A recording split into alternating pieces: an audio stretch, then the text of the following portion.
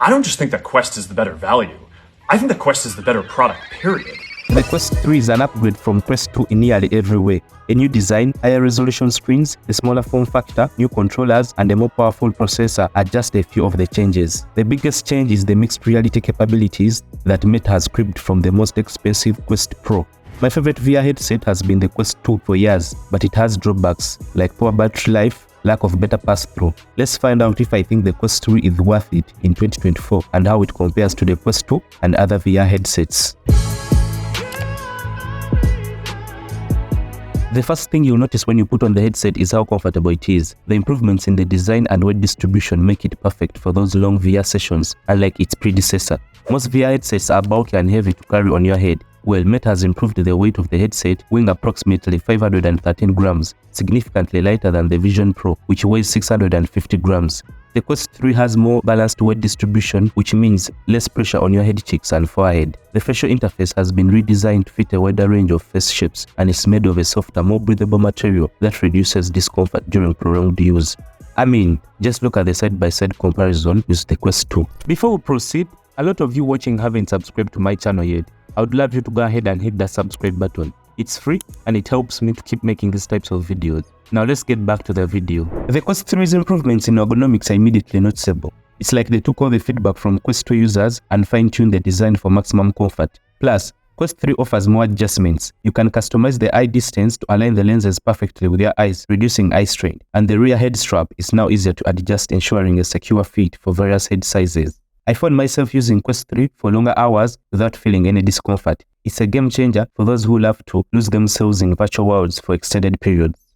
The Quest 3 offers incremental upgrades over the Quest 2, other than the design refresh. The RAM has been bumped up from 6GB to 8GB. The field of view is 15% wider at 110 degrees horizontal and 96 degrees vertical. And Meta claims the second generation Snapdragon processor is twice as powerful as the $300 Quest 2. To get the best graphics possible, it is important to dive into the settings and optimize them based on the app or game you're running.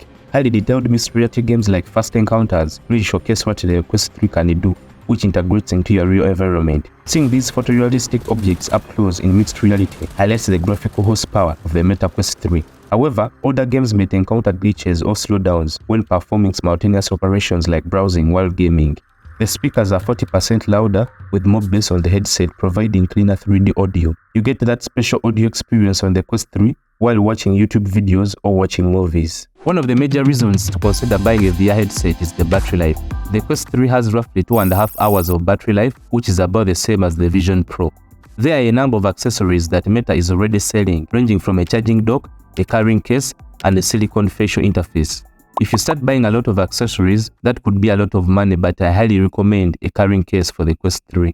The Quest 3 is available in 128GB and 512GB versions, priced at $500 and $650 respectively. If you're someone like me who has most of their VR games on Steam via Quicklink, the 128GB Quest 3 should offer ample storage unless you are keen on recording extensive footage directly on the headset. Meta is clearly trying to beat the $3,500 Apple Vision Pro to market as a mixed reality headset for both gaming and work. Is the pass-through video on the Quest 3 good enough that you might forget you are wearing it? Not really. At a glance, the video feed on the headset is crisp and seamlessly accurate, but not good enough to resolve finer details. You could read text on your monitors and phone if you squinted, but there is no mistaking what you see for unfiltered real life. In low light conditions, the pass-through quality drops and the image becomes grainy. This is an overall situation with other VR headsets like Vision Pro. There is also distortion around hands, and objects that move quickly appear janky. Such effects can cause nausea for some people. So, there is still a lot of room for improvement when it comes to pass-through quality. If your goal is to watch a movie or browse the web on a giant 96-inch screen in your living room, the Quest 3 is the right headset for you. Until you experience this with a full color pass-through, the Quest 3 takes your gaming to a whole new level. You can interact with your real-world surroundings while still being immersed in the virtual world. The virtual meetings feel more natural, merging the virtual and real world seamlessly. The Quest 3 achieves this mixed reality magic through advanced sensors and cameras that map your surroundings onto your virtual experience. It's like having a window to another dimension. The Quest 3 features 4K pancake lenses that make games look absolutely incredible. The clarity and sharpness is better than the Quest. Just look at this side-by-side comparison with other VR headsets. Not only do the images look sharper, but they also reduce the screen door effect that was present in earlier VR headsets. It's a noticeable step forward in visual fidelity of VR. The resolution of the lenses is 30% better, and the headset now boasts 6 color cameras for pass-through. Each eye sees approximately 2064 by 2208 pixels, resulting in increased peak pixel density. The Quest 3 has automatic environment scanning capabilities using the depth sensor, unlike previous models where users had to manually draw their play area boundaries. This improves the color cameras that makes the mixed reality feel more real. So you can play First Encounters where creatures crash out of the walls into your room as you shoot at them. It's a fun demo app to try out on the Quest 3. For productivity, you can use Meta's own app to start meetings and work on different virtual screens, and by tapping on the side of the headset, you can change from the real world to the virtual world. While in virtual rooms, you can chat with people just like in the real space. The representation of the other people is by using cartoon avatars, like a sim model you create.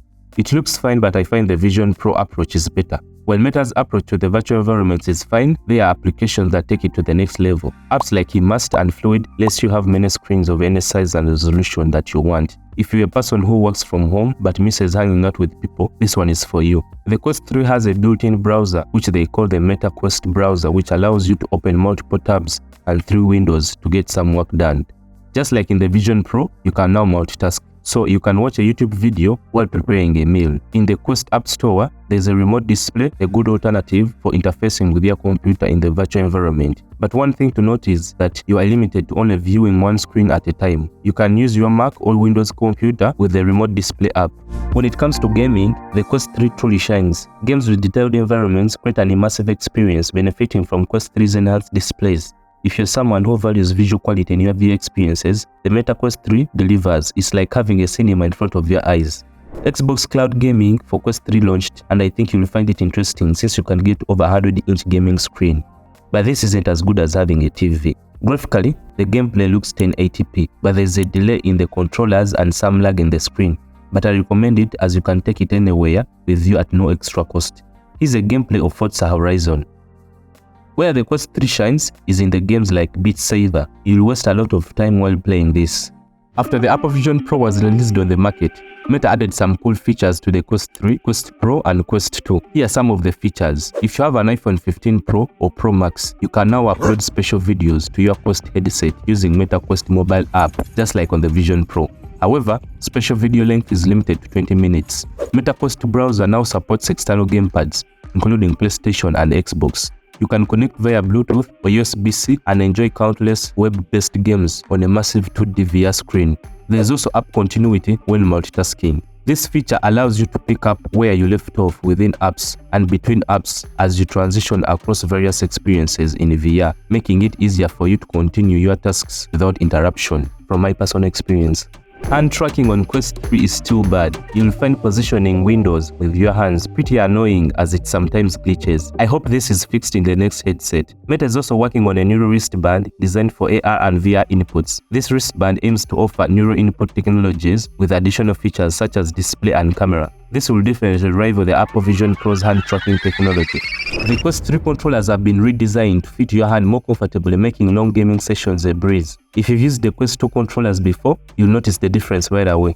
The button layout is intuitive and the haptic feedback adds a tactile dimension to your interactions. One of the standout features on these controllers is the improved tracking. They offer excellent inside-out tracking, which means you can move freely without the need for external sensors. It's a level of convenience that enhances your immersion in VR worlds. I've personally experienced the difference in gameplay with these controllers. The action feels more natural and the precision allows for more accurate aiming and interaction. The controllers still use AA batteries, much like the Quest 2, and those had a good battery life. If you're expecting eye tracking on the Quest 3 just like on the Vision Pro, well, I had to tell you that the Quest 3 doesn't have eye tracking. This may not be a big deal right now, but Apple is betting eye tracking plus hand tracking equals a whole new interface. However, after Mark Zuckerberg reviewed the Vision Pro, he said eye tracking will be coming on the next Quest headset. We actually had those sensors back in Quest Pro. We took them out for Quest 3, and we're going to bring them back in the future. So, is the Quest 3 worth it in 2024? With a price tag of around $500 for the base model, you can opt for the budget-friendly Quest 2, which is $300. The price is still an exciting choice for most users compared to other headsets like the Vision Pro. Overall, Quest is better for the vast majority of things that people use mixed reality for.